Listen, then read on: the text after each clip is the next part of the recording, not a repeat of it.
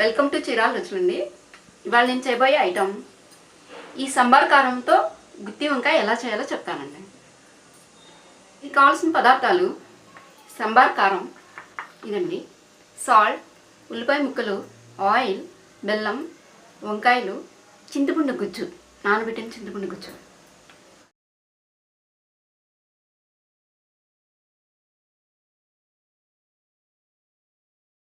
ఈ ప్లేట్ తీసుకొని దీంట్లో ఉల్లిపాయ ముక్కలు,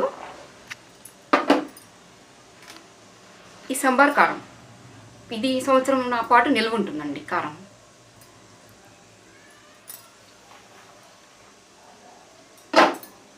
సాల్ట్, సరిపడా సాల్ట్,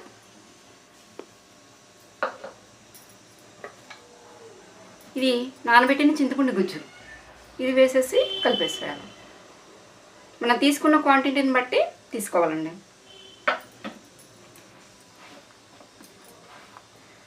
ఇదిగోండి ఇలా ఉంటుంది. ఉల్లిపాయ ముక్కలన్నీ కారం కలిపిన పేస్ట్ ఇలా ఉంటుంది. ఈ పేస్ట్ని ఇలా వంకాయల్లో కూరవాలండి.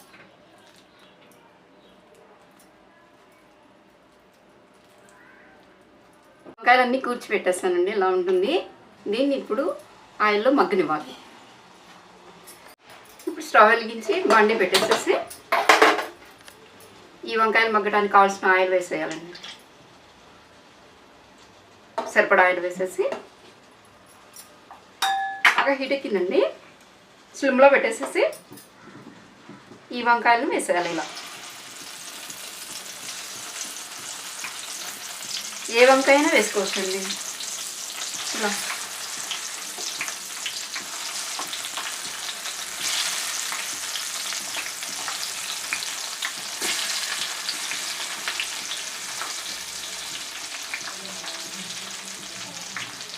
ఈ సంబార్ కారం అనేది ఎక్కువ పల్లెటూరులో వాడతారండి కూరల్లో. సంబార్ కారం లేని వాళ్ళు ధనియాల కారం పెట్టుకోవచ్చు. ఇలా సగం మగ్గిపోయిందండి. ఇప్పుడు మిగిలిన కారం కూడా దీంట్లో వేసేసి మగ్గనివ్వాలి.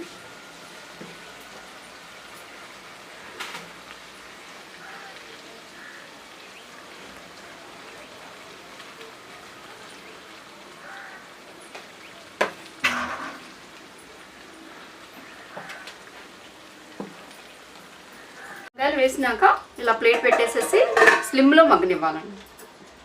వేసి మరలా మధ్యలో కలపాలా, టర్న్ చేసుకుంటూ ఉండాలండి. ఇప్పుడు కాయలు మగ్గిందాక ఇలా టర్న్ చేసుకుంటూ ఉండాలి మధ్య మధ్యలో.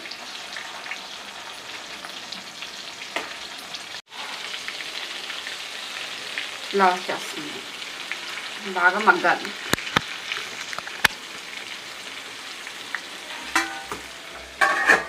సగం మగ్గిపోయిందండి. ఇప్పుడు మిగిలిన కారం కూడా దీంట్లో వేసేసి మగ్గనివ్వాలి.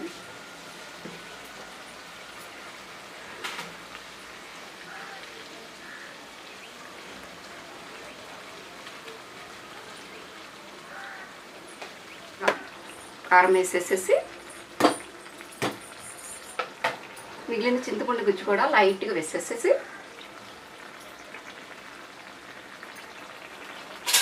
ఈ ఆయిల్లో మగ్గనిచ్చేసాను.